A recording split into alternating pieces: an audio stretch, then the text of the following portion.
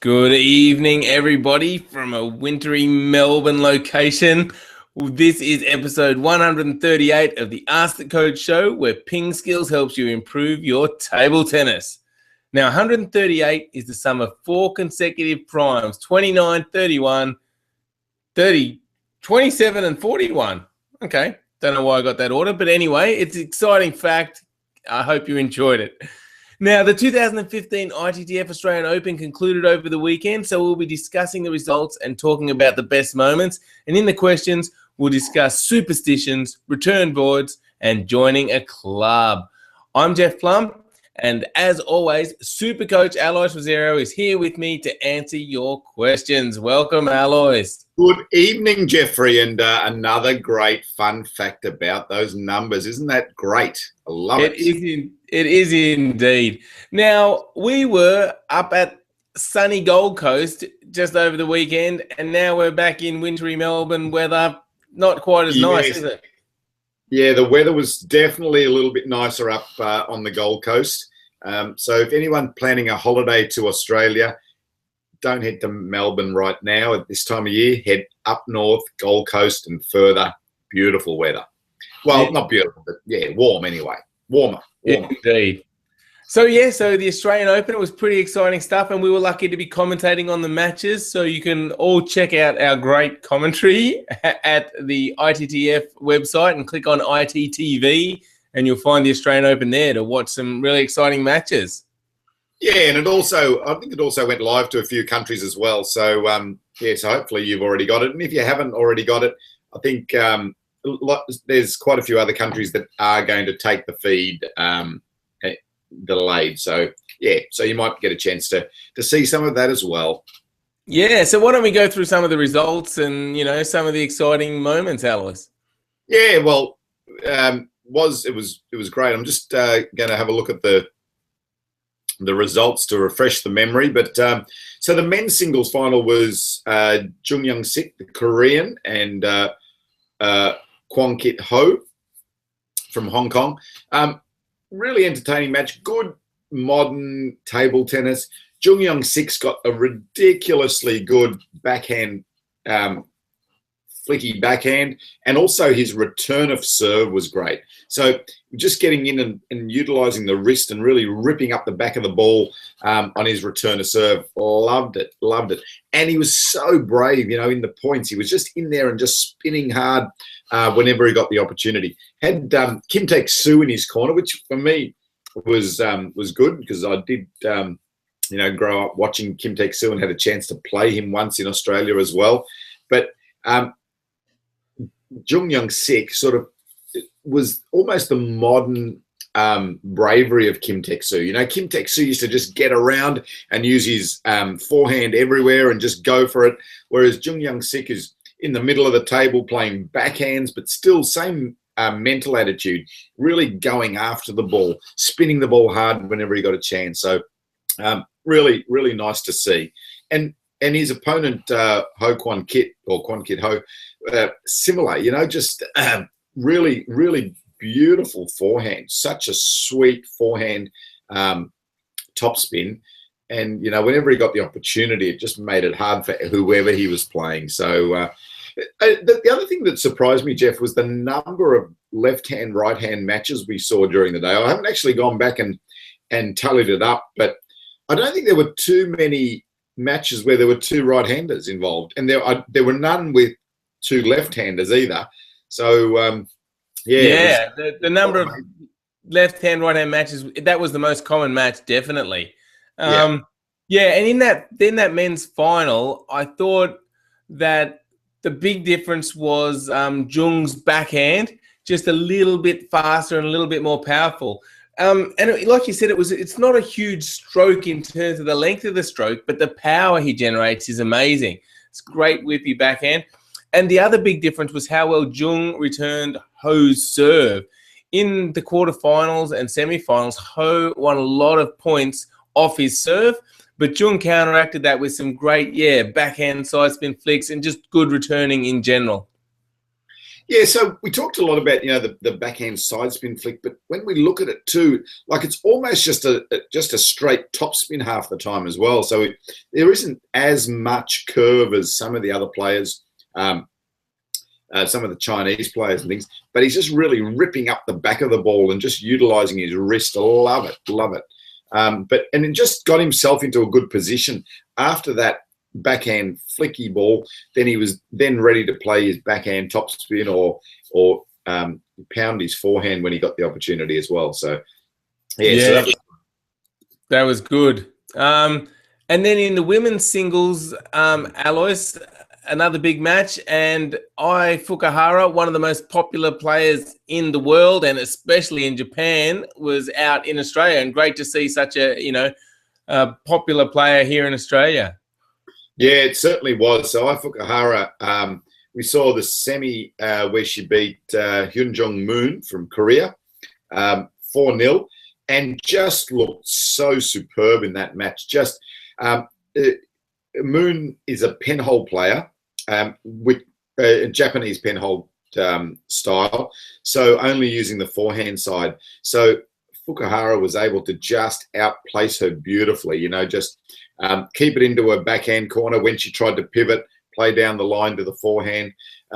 Just played the game beautifully tactically, as well as just the actual execution of the strokes, and really carved her up in the semis. And then against Jeon Ji-hee in the final as well, beautiful display. Jeon Ji-hee's got a really nice game. She's nice top spin off both sides, stays close to the table, but Fukuhara was just that little fraction faster than her and was able to push her back. So Fukuhara uses short pimples on the backhand, which helps her to just generate the speed on the backhand side, which often caught Jeon Ji-hee off guard by just the speed that she was playing on the backhand side. But just overall, just great to watch those players. And as you said, to have a player like Fukuhara in Australia, she has a statue at Tokyo Airport. So, an absolute ornament, literally, of the game. For us, really great experience. Yeah, and I was really pleased, at how happy they were about winning the Australian Open. Fukuhara hasn't actually won a World Tour title for a number of years now, so she was just extremely excited to win. And it was Young-Sik Jung's first Pro Tour or World Tour title. So they were obviously really excited about that, Alois. Yeah, it was. It was nice to see, wasn't it, the elation afterwards.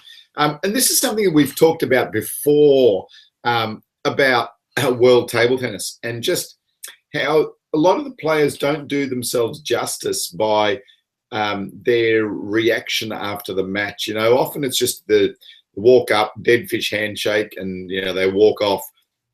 And I think that really detracts from the spectacle, and for the spectators as well. It just doesn't give them that elation at the end, something that they can celebrate with. So, it was really nice to see that the reaction from both Fukuhara and Jung Young-sik.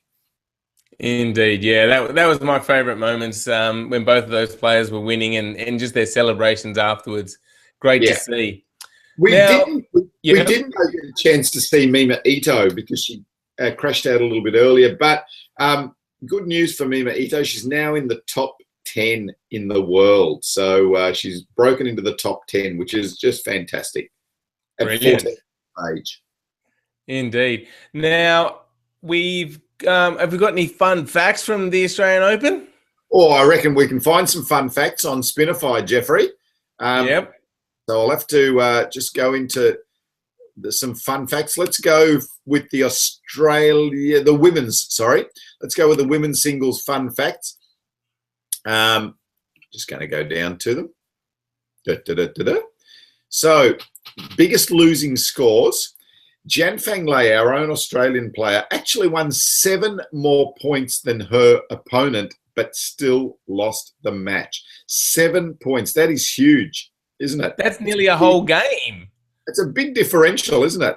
Yeah, but still managed to lose the match. So Just having a look at the scores. Yeah, so she lost 3 games, 10-12, 10-12, 9-11. So, and she won a game 11-4 and another one 11-5. So that's what brought it about. But you know what they say, it's about the games. That's the scoring system. So that's the way you just have to do it.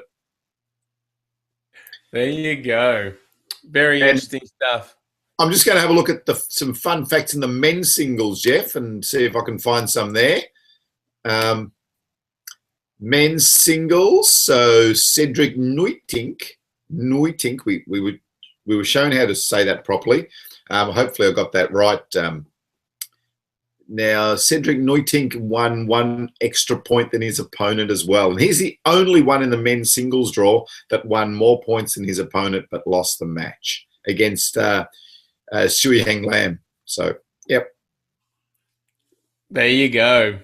All right. Well, I'll put a link in the show notes to all of the Australian Open results that we have on spinify.com, and you'll be able to check out those fun facts that Alois mentioned, plus all the draws, head-to-heads of the players, all that kind of stuff. So check out spinify.com and click on the results link, and I'll put those links in the show notes. All right, Alois. Let's shall we move on to the PingSkills question of the day? Yes, from yesterday, was it? No, last week. Last week, indeed. And the last PingSkills question of the day was, if you had a whole lot of money, what racket would you buy? And boy, we have a lot of responses on our Facebook page. So Brendan said he would buy our rackets, Jeff. So brilliant. There you go. Good one, Brendan. But if I cannot get those, I'm itching to try the Zhangjiakou Super ZLC. So yeah, so quite a few different ones. And Sammy's put a picture of who was that again, Jeff? With the big bat? Oh, that was Warren Buffett. Warren Buffett. Yes, it is Warren Buffett. Warren Buffett with an absolutely huge table tennis bat. So that's the one that Sammy wants to buy. George Christou wants Krianga Carbon, the silver finish, which is now available. Krianga is awesome. We know that, George. We do know that. And yes, and then on our blog, we also had some responses. I just need to find them now. Yeah, so Naranjan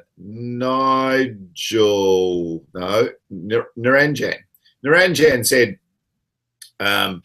he agrees with what Dita said, so I better say what Dita said. Can't find it. Anyway. Show more comments, I think. Yeah, Dita said it's not really about the bat. I think that's basically his sentiment. Yes, indeed. So, yeah. And then, Nigel said, in answer to the PingSkills question of the day, even though I've had a whole lot of money having started making my own blades from balsa core and different veneers, I would never go back to buying blades. And that was really interesting. So then Nigel also described the process that he uses to make some bats. And he's also sent some pictures of his bats. So we're going to put a picture up on that blog as well when we get a chance. So yes, I'll try and put those pictures up later tonight. So you'll see Nigel's bat. Oh, Nigel? Yeah, Nigel. That's right. Yeah, Nigel. Nigel's bats. Really good pictures of the bats he's made. So that will be interesting too. Yes.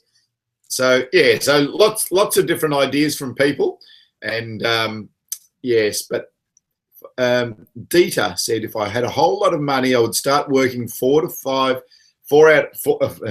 of 5 days and hire a coach to train me on Fridays. Equipment is, apart from buying a decent bat once and maintain it forever, accidental to progress. I like it, Dita. I like your sentiments. All right. That moves us on to the PingSkills question of the day. And that is, what was the standout performance at the World Tour Australian Open? So let us know who you thought was, the best and what was the standout performance. And again, I'll put that on the Facebook page, or you can comment on our blog or our YouTube channel or our Google Plus page. Lots of ways to get involved with PingSkills. And if you haven't had a look at those matches, get onto the ITTV site. And as Jeff said earlier, then you'll be able to watch a whole heap of those matches. Indeed. Good idea, Alois.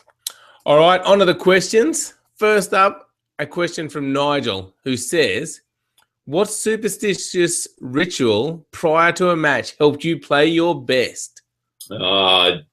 Nigel, yes, there were a few. I did comment on this in the Ask the Coach question, and Nigel came back and said he thought I was a bit loopy. I think that was the basic premise of it. But and he's probably pretty right. Jeffrey, I had a few. I used to always like to wear a red shirt, just one of those things. And I also, in the warm-up, I used to always like to lose the last point in the warm-up. So I'd always start warm-ups on the backhand because being a lefty, the right-hander always went the forehand. And then I'd move over to the forehand, and the last ball of the warm-up, I'd always topspin it off the end of the table. Why? It makes no sense at all. I understand that. It's just one of those things I used to do. What about you? Did you get really depressed if you actually won the last point? Like they just missed the ball and said, are you ready? No, I just used to say, no, can we do another one? Can we play another? Not ready. And did any of your opponents know about this? Otherwise, it would have been a really terrible warm-up because you both would have been trying to lose the point. No. This is the first time I've bared my soul, Jeffrey. Oh my goodness, that is very strange, I must admit. Superstitious for me. I'm not overly a superstitious person, really. So I don't think I had a lot of superstitions. You must have had one, Jeff. You must have had one little thing you used to do. Really? I mean, it's so long ago I can't remember. Yeah, nothing. I mean, I don't mind embarrassing myself like you did by admitting that fact before. I just can't think of anything right now. That's not embarrassing, is it? Surely not. Oh, dear. All right. I don't know. I'll think. If I think of something, I'll let you know. Good. Make sure you do. All right. And it'd be interesting for others if they do have any other silly superstitions that they might want to put them on the blog or on the Facebook page. I'm sure Jeff will put a little piece up there on Facebook as well. Absolutely. All right. Next question is from Donato, who says, I have a table in my garage, and since it's hard to find partners in this period, I thought to train with a return board. What do you think about it? Could it be useful, or would it be better to buy a robot? And just remember, I'm a beginner. Hey, Donato, yeah. I'm not a big fan of return boards just because I think it's really difficult to play with them, especially if you're a beginner. I think you've actually got to be quite reasonably skilled to be able to keep the ball in play with the return board. Having said that, I've only tried them once or twice. And after a little while, I was able to get a bit of rhythm with it. But, yeah, I just didn't think it was that effective as far as training. If it's that or a robot and, similar price, all that sort of thing, I'd definitely go with a robot to start off with.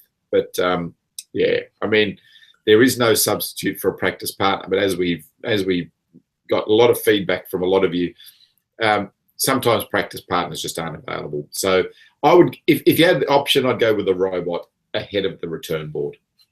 Okay, very good. So really you're sort of thinking, Alois, a practice partner or someone to give you multi-ball is ideal. If you can't get any of those, robot first ahead of a return board.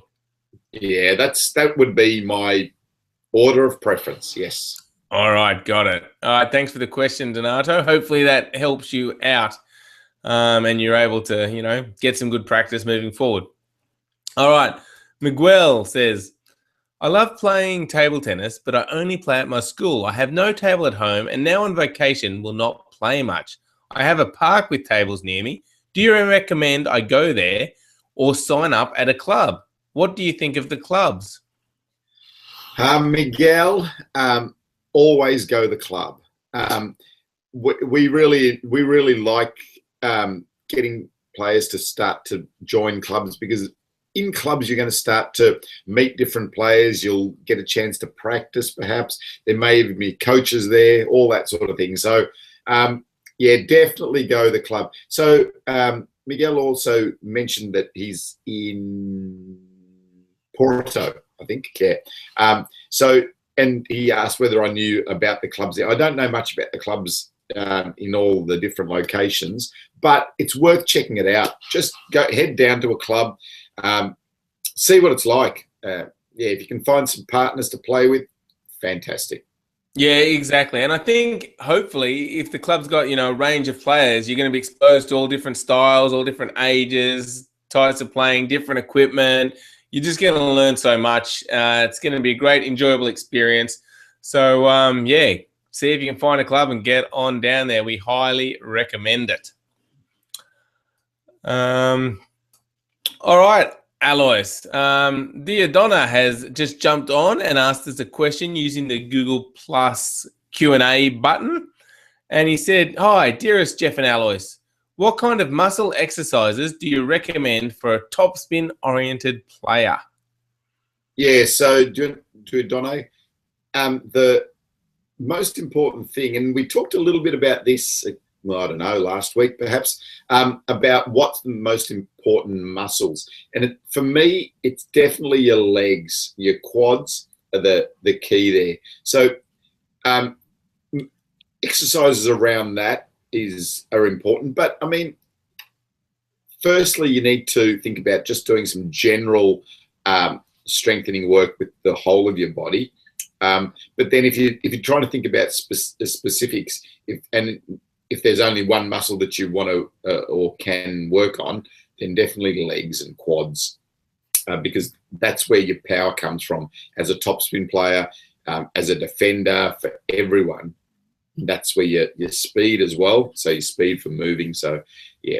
But, Diodonna, if you can get to a gymnasium, speak to someone that has experience in physical training, and you might need to go there and just show them the movements that you do in table tennis. They may not necessarily understand those movements. So you need to go to the gym, show them what you're thinking about, or even just show them some video of yourself playing or video of the top table tennis players playing, and then they might be able to tailor programs around that as well. Excellent. Good advice, Alois. Thanks for the question, Diodonna. Well, that wraps up this Ask the Coach show. Make sure you check out our website at pingskills.com.